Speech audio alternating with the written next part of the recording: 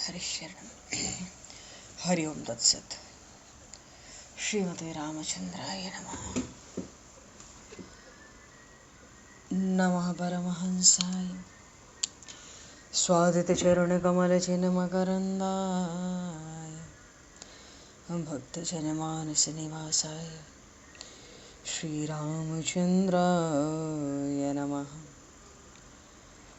वंशीविभूषितकरान्नवनीरदाभात् पीताम्बरादरुणबिम्बफलाधरोष्ठात् पूर्णेन्दुसुन्दरमुखादरविन्दनेत्रात् कृष्णात् परं किमपि तत्त्वमहं न जाने। वसुदेवसुतं देवं कंसचारूढमर्दनं देवकी परमानन्दं कृष्णं वन्दे जगद्गुरुं। गङ्गातरङ्गरमणीय जटाकलापं गौरीनिरन्तरविभूषित वामभागं नारायणप्रियं अनङ्गमदापहारं वाराणसीपुरपतं भज विश्वनाथं। प्रह्लादनारदपराशरपुण्डरीक व्यासि अम्बरीशशुकशौनकभीष्मदालभ्यान् रुक्माङ्गद अर्जुन वसिष्ठविभीषणादीन् एतानहं परं भागवतान् नमाम्यहम्। भक्त भक्ति भगवंत गुरु चतुर्नाम वपुए तिनके पद वंदन किए नाशहि विघ्न अनेक। बंदहु गुरुपद गंज कृपा सिंधु नररूप हर महामोह तम पुंज जासु वचन रवि कर।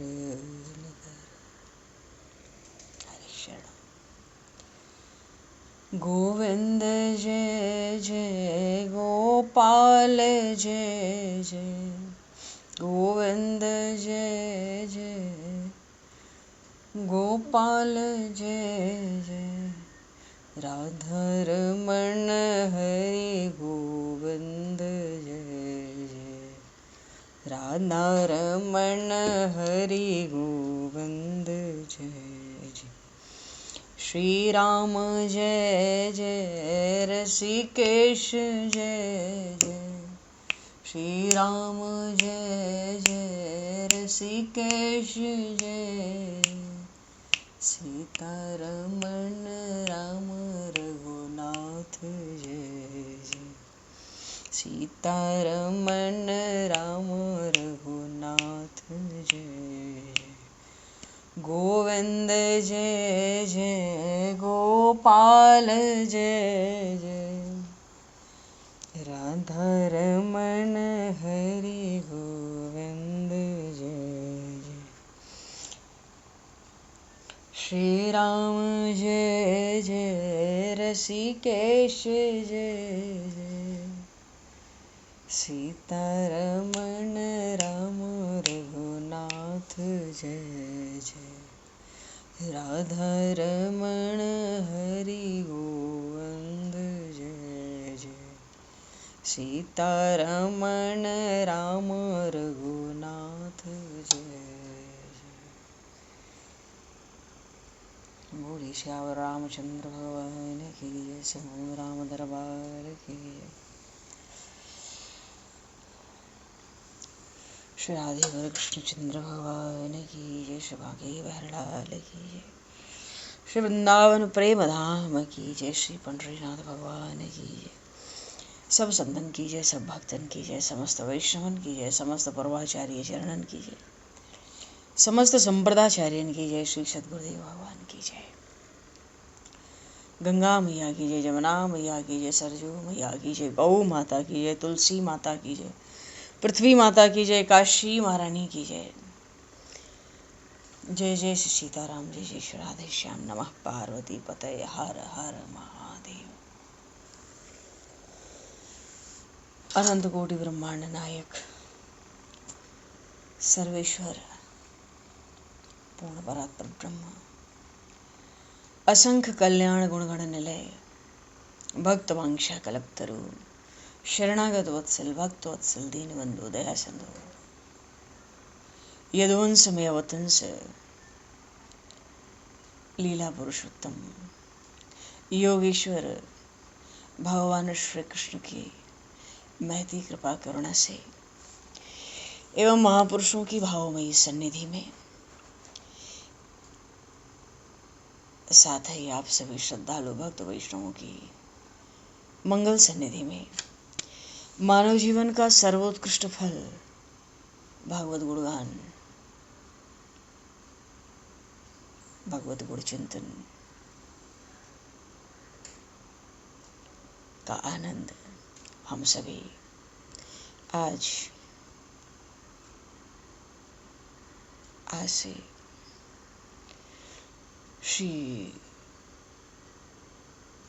श्रीमद् भगवद गीता के चिंतन के माध्यम से प्राप्त करने जा रहे हैं।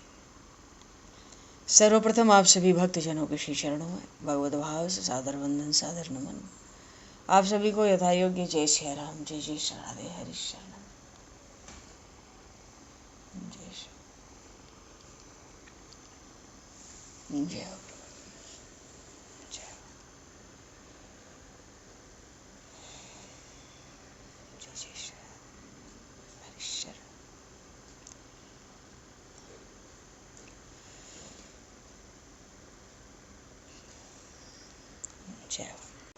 श्री कृष्ण गोविंद हरे मुरारे, हे नाथ नारायण वासुदेव, जिह्वे पिब स्वामृतमित देव, गोविंद दामोदर माधवेति। श्री रामचंद्र चरणौ मनसा स्मरामि, श्री रामचंद्र चरणौ वत्सा गृह्णामि, श्री रामचंद्र चरणौ सरसा नमामि, श्री रामचंद्र चरणौ शरणं प्रपद्ये। भगवान का जीव को समग्र ज्ञान हो जाए, प्रभु के यथार्थ स्वरूप का संपूर्णता से ज्ञान हो जाए, इसको भगवान का समग्र रूप कहते हैं। तो भगवान के समग्र स्वरूप का ज्ञान भक्ति से ही होता है। ये बात भी इस 7वें अध्याय में भगवान ने बिल्कुल स्पष्ट कर दी, और इस बात को स्पष्ट करने के लिए ही 6ठे अध्याय के अंतिम श्लोक में भगवान ने कहा था, अभी तक दूसरे अध्याय से लेके 6ठे अध्याय तक योगियों का ज्ञान मार्ग का उपदेश चल रहा था विशेषतः, और उसके विश्राम पर 6ठे अध्याय के अंतिम श्लोक में भगवान ने कहा, ये सब योगी मुझे बड़े प्यारे हैं, ये सब योगी बड़े श्रेष्ठ हैं, ज्ञानी भी बड़ा प्यारा है, पर अर्जुन श्रद्धावान भजते यो माम सब में युक्त तमो मता। सब योगियों में सर्वश्रेष्ठ वो योगी वो है जो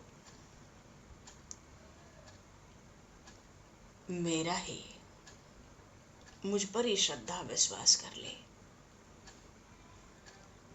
और मेरा मन से मेरा भजन करे, उसके भीतर इस बात की दृढ़ता हो, मैं भगवान का हूं, भगवान मेरे हैं। तो ऐसी तल्लीनता जहां है, वो अनन्य भक्त योगी सब योगियों में सर्वश्रेष्ठ है। ये बात भगवान ने 6ठे अध्याय के अंतिम श्लोक में कही थी।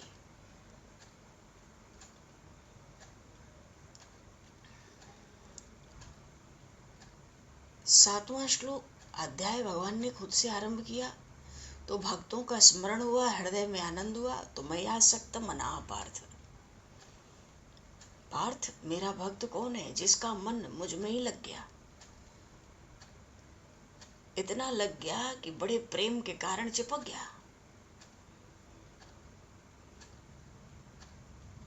उसको किसी का आकर्षण नहीं, मेरा है। मया सक्त मना, जो इसका मन मुझ में आसक्त हो गया। और वो भक्त मदाश्रय भी है, क्योंकि उसको केवल मेरी आशा है, मेरा भरोसा है, मेरा सहारा है, मेरा विश्वास है, तो हर तरह से वो मेरे ही आश्रित है। तो मेरा भक्त मदाश्रया है। तो जो मयासक्त, जिसका मन मुझ में आसक्त होगा अतिशय अपनेपन के कारण, और जिसको हर तरह से मेरी ही आशा, मेरा ही भरोसा होगा, उसको मेरे समग्र स्वरूप का ज्ञान होगा। और वो समग्र स्वरूप क्या है, ये मैं तुमको अभी बता देता हूं। अच्छा, इसमें कल एक प्रसंग था, शरणागति।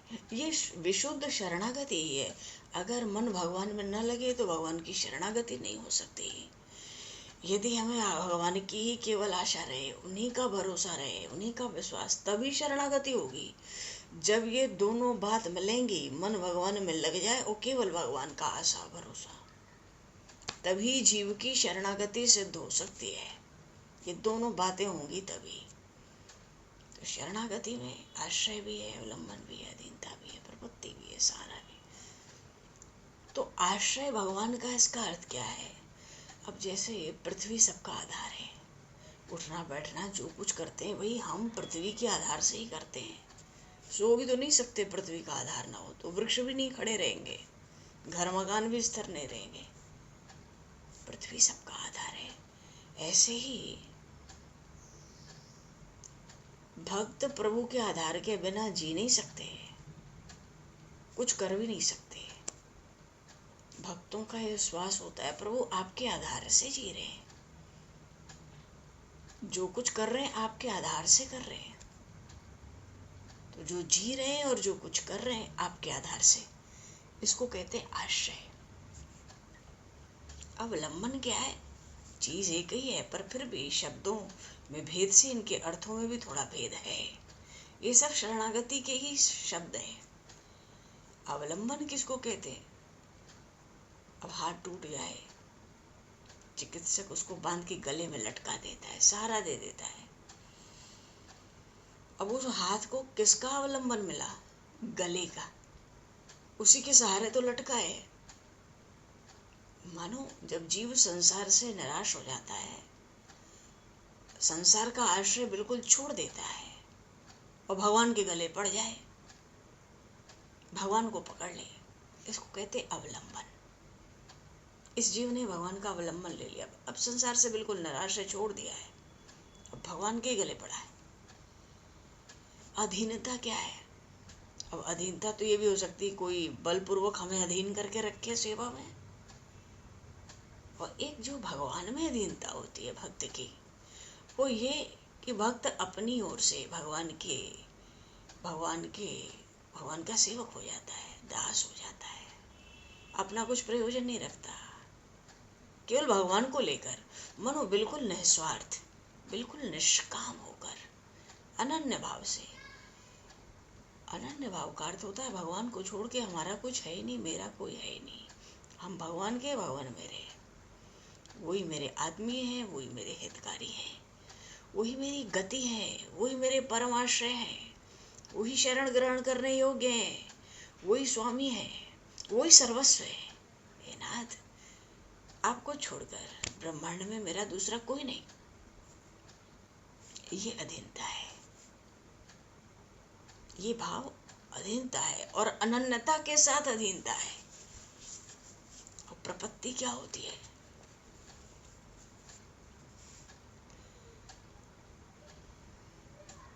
संसार से बिल्कुल निराश होकर भगवान के चरणों में बिल्कुल गिर जाना, गिर पड़ना, बिल्कुल गिर पड़ना, दंडवत लगा देना, इसको प्रपत्ति कहते हैं।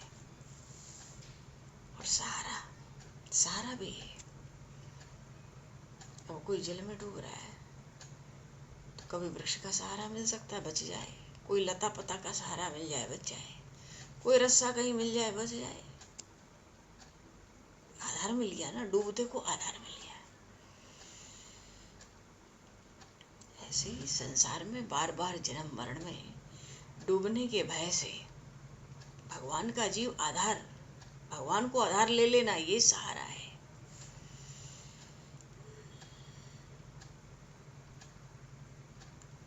क्योंकि भवसिंधु का नियंत्रण तो भगवान के हाथ में है, पतवार उनके हाथ में है।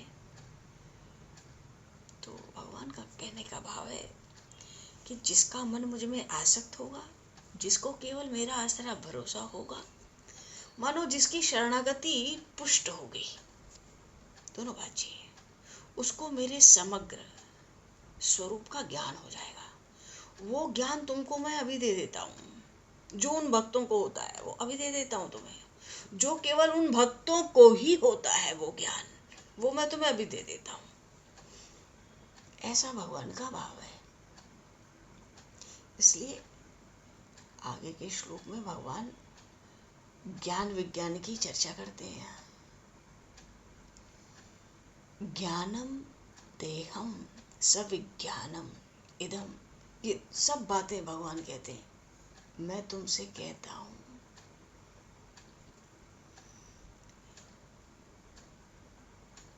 मैं तुमसे विज्ञान सहित ज्ञान कहूंगा, क्योंकि ज्ञान और विज्ञान जब दोनों खुलकर आ जाए तो भगवान का समग्र स्वरूप पता चल जाता है। तो जो अनन्य भक्तों को ज्ञात होता है, प्राप्त होता है, वो भगवान अर्जुन जी को भी दे रहे हैं।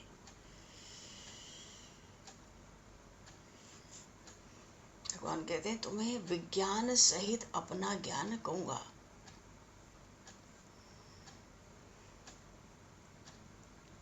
भगवान ने अपनी विभूतियां भी गिनाई है इस अध्याय में, और संपूर्णता से कहूंगा, ये भी कहते हैं अशेषतः, छोड़ूंगा नहीं कुछ, सब कुछ ऐसा कहूंगा, कुछ जानना पर बाकी नहीं रहेगा।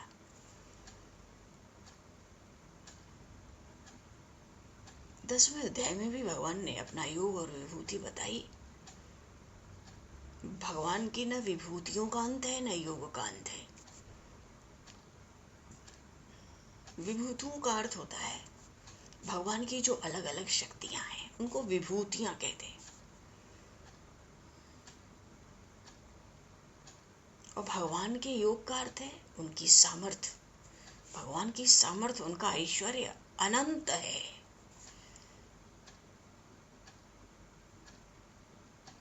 रामचरितमानस में आया उत्तरकांड में, निर्गुण रूप सुलभ अति, कागुसुंडी जी कह रहे हैं, और सगुण जान नहीं कोई, सुगम अगम नाना चरित, मुनि मन सुन मुनि मन ब्रह्म होए। भगवान का जो सगुण स्वरूप है, भगवान राम के रूप में, भगवान कृष्ण के रूप में, उसका जो प्रभाव है, ऐश्वर्य है, उसका अंत आता ही नहीं है। जब अंत नहीं आएगा तो बुद्धि के बाहर की बात हो गई ना।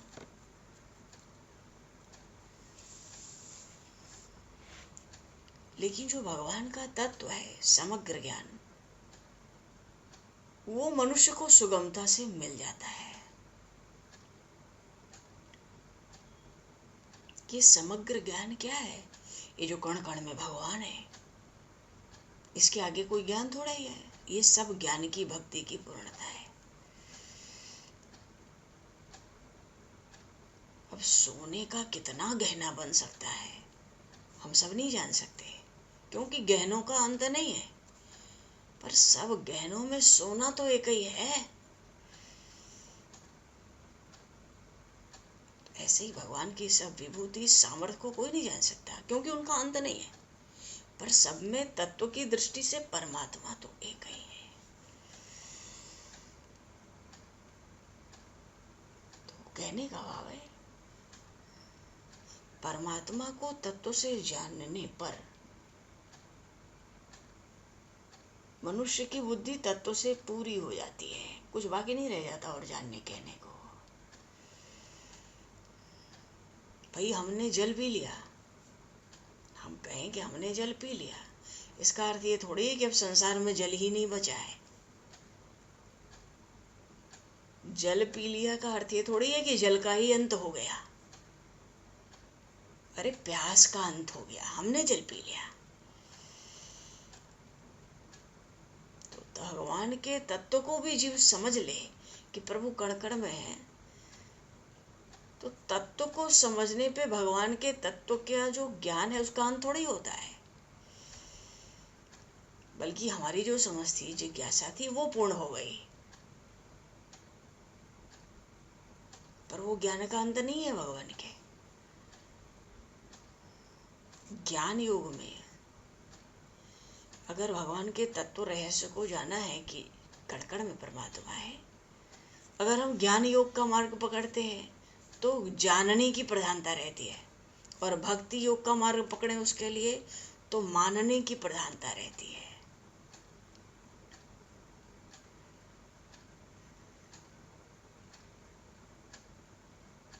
भक्ति योग में तो मानना पड़ता है, पीछे जान लेते हैं।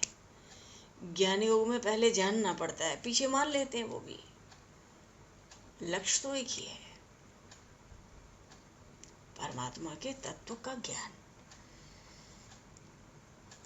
अरे संसार भगवान से ही पैदा हुआ, उसी में उन्हीं में लीन हो गया, तो भगवान तो महाकारण हो गए ना संसार के। एक ज्ञानी की बात है, लेकिन भगवान के सिवाय और कुछ है ही नहीं। सब कुछ भगवान ही है, सब कुछ भगवान ही बने हैं। ये अनुभव हो जाए तो ये विज्ञान है, इसको विज्ञान कहते हैं।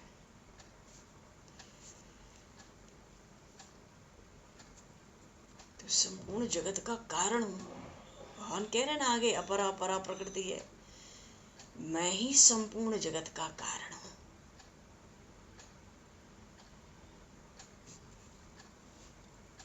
मेरे सिवा कुछ और है ही नहीं।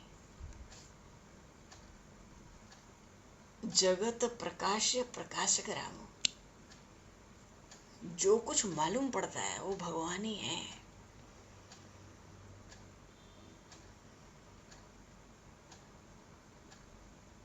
अच्छा, जिनके अंदर कामना है वो देवी देवताओं की शरण होते हैं, पर उनका जन्म मरण होता रहता है। कितनी भी शरण ले लो देवी देवता की, कामना पूरी करके सिद्ध हो जाओ, पर तुमको मरना पड़ेगा, जन्मना पड़ेगा। लेकिन जो भगवान की शरण होता है, भगवान मिल जाते हैं। जो भगवान को अजन्मा अविनाशी जानते हैं, उन्हीं के लिए भगवान प्रकट होते हैं। जो कहेंगे अरे भगवान अविनाशी नहीं है, भगवान वहां प्रकट भी नहीं होते।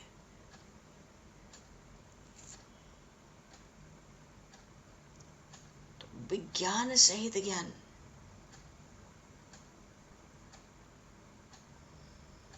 अब चाहे परा प्रकृति हो चाहे अपरा, आगे प्रसंग है, स्वतंत्र सत्ता किसी की नहीं है। परा अपरा प्रकृति भी स्वतंत्र सत्ता नहीं है, ये जान लेना ज्ञान है। पर जो परा अपरा है वो सब कुछ भगवान ही है, ये जान लेना विज्ञान होता है। विज्ञान का अर्थ ही है विशेष ज्ञान है। विशेष ज्ञान ही यही है कि जो दिख रहा है, जहां तक मन बुद्धि जा रही है, सब भगवान ही है। तो भगवान का ये तत्व ज्ञान किसको प्राप्त होता है? मनुष्याणाम सहस्रेषु कश्चित् ददति सिद्धये यत् तामपि सिद्धानां कश्चिन् माम वेत्ति तत्वतः। भगवान कहते हैं हजारों मनुष्यों में कोई एक मेरी प्राप्ति के लिए प्रयत्न करता है।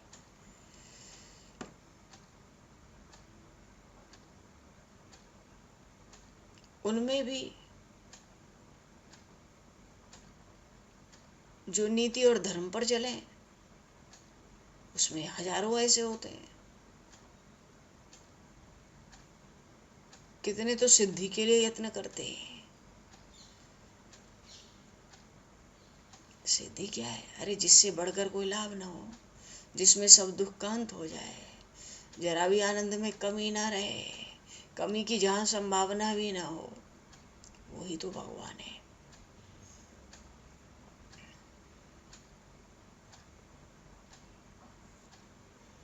जब तक जीव भोग में और संसार के सुखों के संग्रह में लगता है, सुख दिखता है, होता तो है नहीं। पाप कर्म ही करता है, 84 लाख योनियों में जाता है, नरक में दुख ही दुख भोगता है।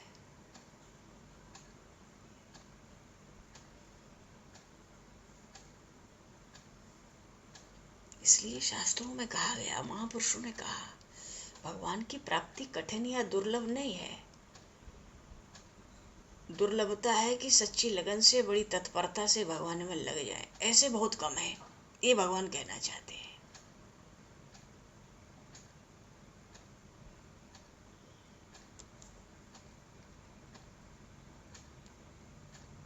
सच्ची लगन से भगवान में लग जाना।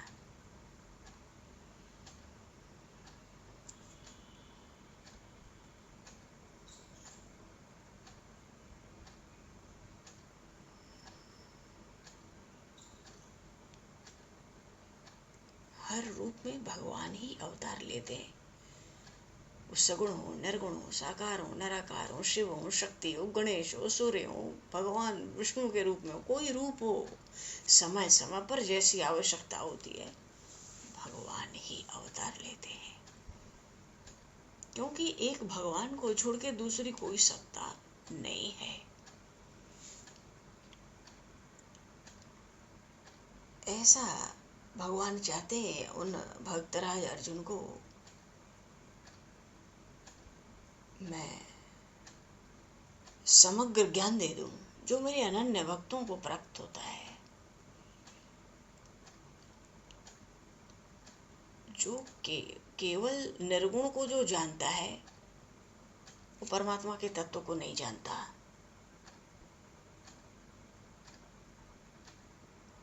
लेकिन जो सगुण और निर्गुण दोनों को जानता है वो परमात्मा के तत्व को जानता है। कर्मयोग के मार्ग से जो आनंद मिलता है वो शांति के रूप में मिलता है। क्योंकि संसार से संबंध छूट जाता है तो शांति मिलती है।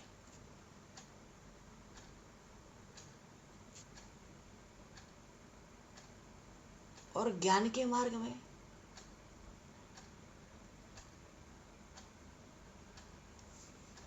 त्याग से शांति मिलती है।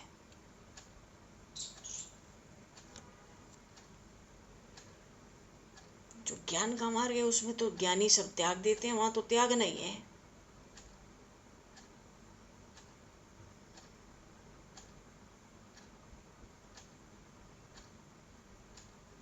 और भक्ति मार्ग में जो आनंद है वो तो अखंड आनंद है, अनंत आनंद है। जिनके भीतर भक्ति के संस्कार हैं और भगवान की कृपा का ही आश्रय है, उनके भीतर अनंत आनंद हो जाता है।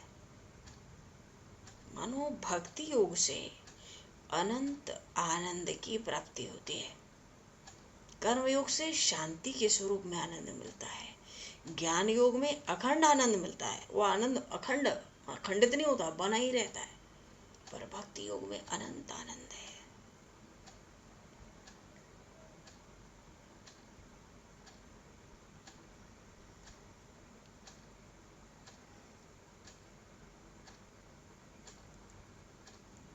कहने का भाव है, जो मनुष्य संसार के दुखों से छूटना चाहता है उसकी मुक्ति हो जाती है।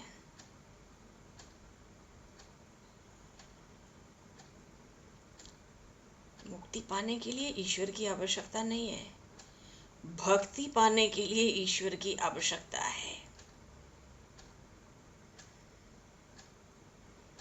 भक्त तो यही समझता है इतने बड़े संसार में, अनंत ब्रह्मांड में कोई वस्तु अपनी नहीं है।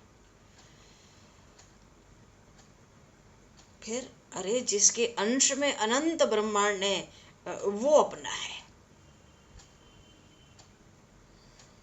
वही अपना है बस। इसलिए उसके भीतर भगवान की आवश्यकता का अनुभव होता है। क्योंकि जो सदा हमारे साथ रहे, हम सदा उसके साथ रह सके, वो हमसे अलग ना हो, हमें कोई उससे अलग कर ना सके, ऐसे तो भगवान ही हो सकते हैं। अब भगवान की आवश्यकता मनुष्य को है, फिर भी भगवान मिलते नहीं।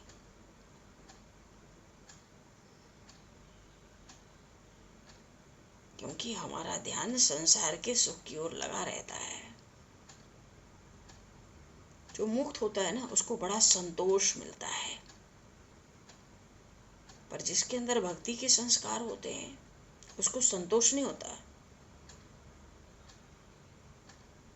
उस पर तो भगवान विशेष कृपा करते हैं, उसको कोई अटकने नहीं देते।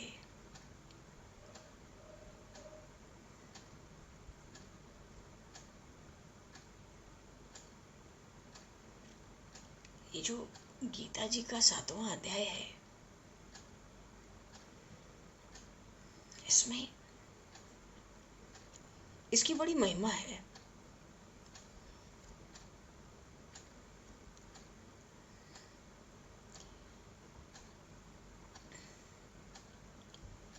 इसकी बड़ी महिमा ये, अच्छा, 7वें अध्याय को श्राद्ध के समय भी इसका नित्य पाठ होता है।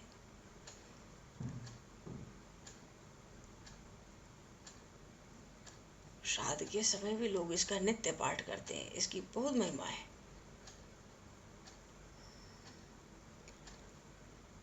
अच्छा, गीता जी में ये जो 7वां अध्याय है, इसमें जो 1 से 11 तक श्लोक है, उसका भाव इतना ही है 11वें श्लोक तक, कि जो कोई मेरे में पूरी तरह से आसक्त होके लग जाए,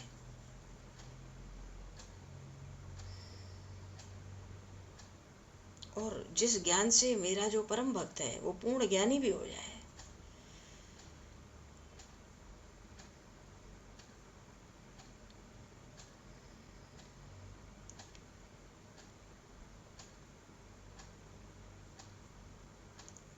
अक्षर ब्रह्म तक मानो सबसे परिचित हो जाए,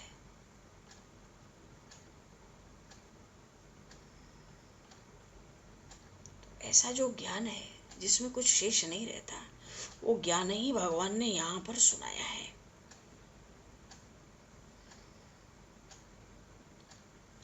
भगवान शिव ने एक बार माँ पार्वती से 7वें अध्याय, ये जो 7वां अध्याय है गीता जी का, इसकी महिमा सुनाई।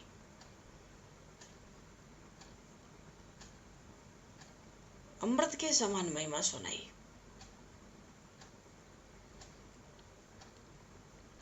भगवान शिव कहते हैं 7वां अध्याय तो अमृत की तरह है।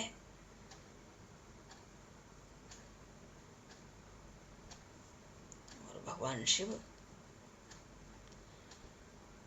उस कथा को, छोटी सी कथा, उसको सुनाकर भगवान शिव का यही भाव है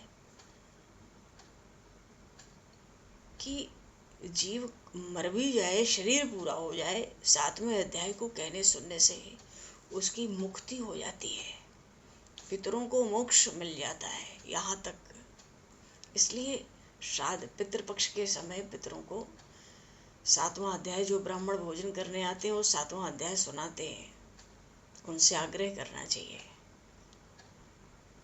और उस ब्राह्मण को या 2-4 और वेदनिष्ठ ब्राह्मणों को भोजन कराना चाहिए, इससे पितरों की मुक्ति होती है। ऐसा महात्मा भगवान शिव ने माता पार्वती को सुनाया, और वहां पर बड़ी भारी महिमा बताई इस 7वें अध्याय की। ये तो अमृत के समान है।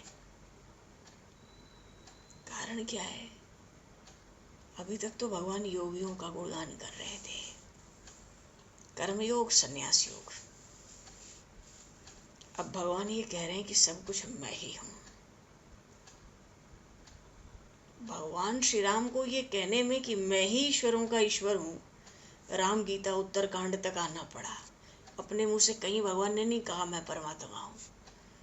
भगवान श्री कृष्ण कह रहे हैं सब कुछ मैं ही हूँ उन अर्जुन से। तो सब कुछ नाथ आप ही हो, इसका क्या अर्थ है? भूमि रापो नलो वायु खम मनो बुद्धिरेव च अहंकार इतीयम में भिन्ना प्रकृति रष्टदा जीवभूता महाबाहो येदम धार्यते जगत। भगवान ने दोनों बात कह दी। ये 4थे श्लोक में अपरा प्रकृति है, 5वें में परा प्रकृति है।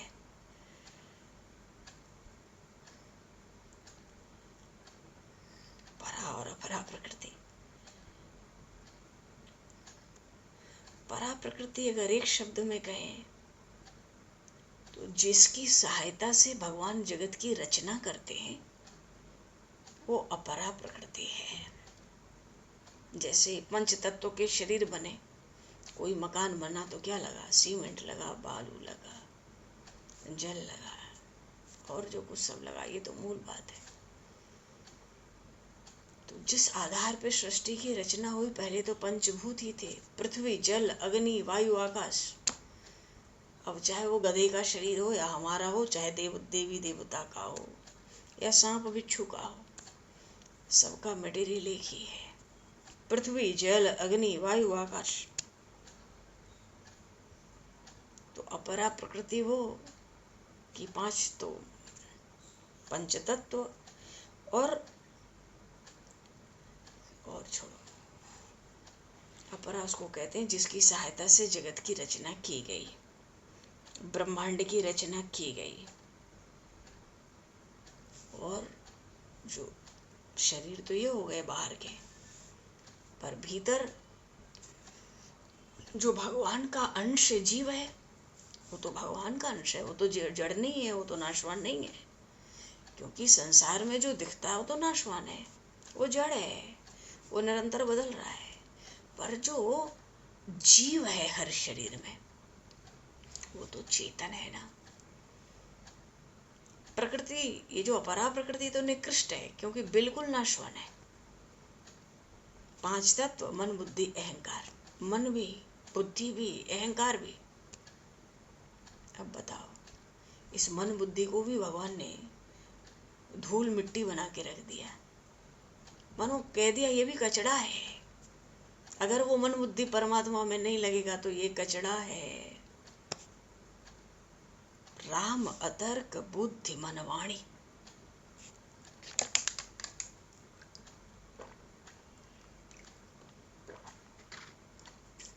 इसीलिए कहा गया ना,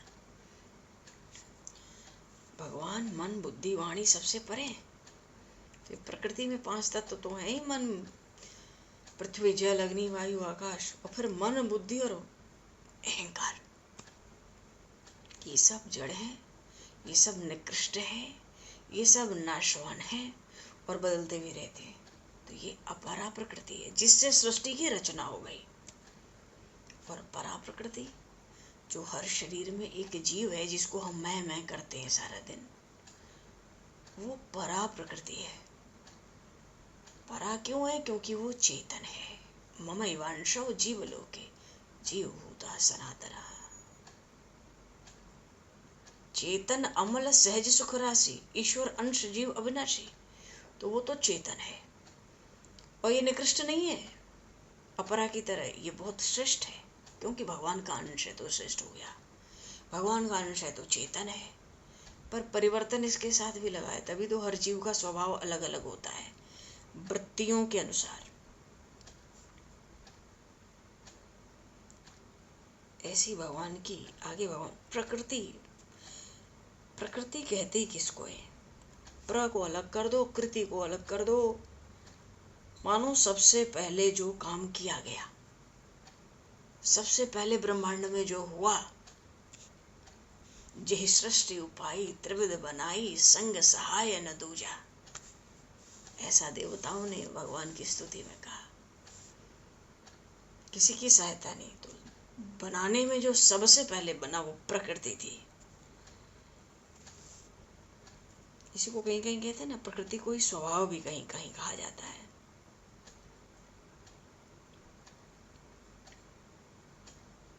चलो जी, अब ये अपरा और परा प्रकृति का तत्व आगे के प्रसंग में।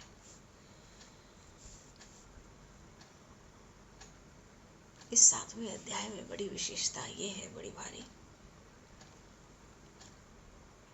इसमें भगवान ने 7वें अध्याय में आते आते ही भगवान ने ये कह दिया, सब कुछ मैं हूँ, मैं ही परमात्मा हूँ, मेरी ही सत्ता है, जहाँ तक मन बुद्धि वाणी जाए वो सब कुछ मैं ही हूँ, मेरे सिवा और कहीं कुछ नहीं है।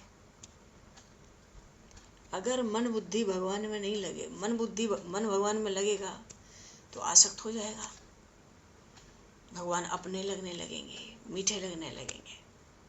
बुद्धि भगवान में जाएगी तो कहेगी केवल भगवान का ही आशा है, हे प्रभु बस आप ही का भरोसा है, विश्वास है। अगर मन बुद्धि हमारे ऐसे हो गए तब तो सार्थक है, और नहीं तो जड़ है, नाशवान है। ये सब कचड़ा में चले जाएंगे, कचरा ही है। अपरा प्रकृति का अंश होने से कचरा ही है। चलो जी, बोले श्री भक्त वत्सल भगवान की जय।